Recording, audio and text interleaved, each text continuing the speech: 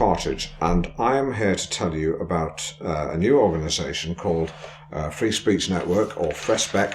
It's a very serious organisation of which I am one of the leading supporters. It's fully backed by Rupert Murdoch and James Murdoch, and Paul Dacre from the Daily Mail, a good friend of mine, and Quentin Letts, and I think you'll agree that if they support it, it must be a good thing. I was chatting to Paul Dacre the other night, and Paul said, we've got to, his words, not mine, all support Leveson. And he said the best way to do that is to launch an organisation that sounds independent, as if it's not connected with the newspapers, or multinational media organisations who, of course, want to publish newspapers to pay their shareholders. We need to keep it away from that, which is smart and clever. That's why they've launched FreshNet,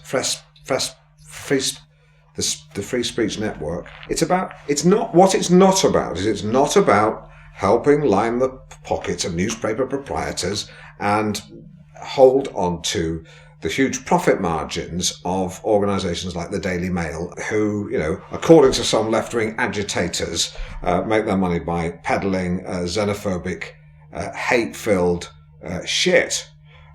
Now, there's an organisation you need to be very wary of called Hacked Off. Hacked Off say they want independent press regulation with a statutory backstop, just because they say people like Paul Dacre and Richard Desmond may just say, fuck off, I'm not going to that meeting. I don't know what they want, frankly. How's...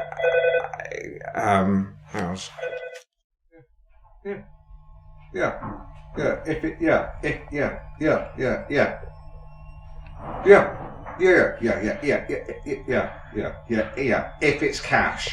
Yeah, right. I should have planned this better. Paul Dacre asked me to do this to help drum up support. He said he wants to maintain a low profile. He said because some people hate him.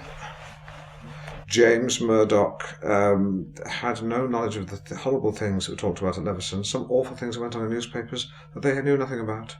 I think we all heard James when he said he didn't scroll down on his BlackBerry. We all often don't scroll down on our BlackBerries. I know I often don't scroll down. James Murdoch told me that he never lies. And unless that's a lie, I think we can take him at his word. Rupert has made it quite clear. He's very humble. He's a humbled man. He has a humble outlook on life. I think we all realise that now. And I still think he was humble when he referred to the people who met David Cameron as scumbags. He was referring to Hacked Off and Hugh Grant at one point.